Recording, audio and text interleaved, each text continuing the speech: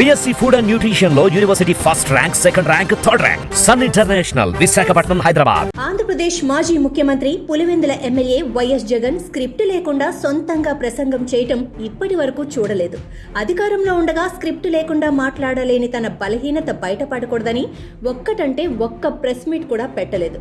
బహిరంగ సభల్లో అయితే విలేకరులు ప్రశ్నలు వేయరు కనుక తడబడుతూనో నట్టుతూనో స్క్రిప్ట్ చూసుకొని ప్రసంగం పూర్తి చేయటం సులువు. అందుకే ఆయన బటన్ నొక్కుడు సభలలో ప్రసంగాలు ఎలాంటి ఆటంకాలు లేకుండా సజావుగా సాగిపోయేవి.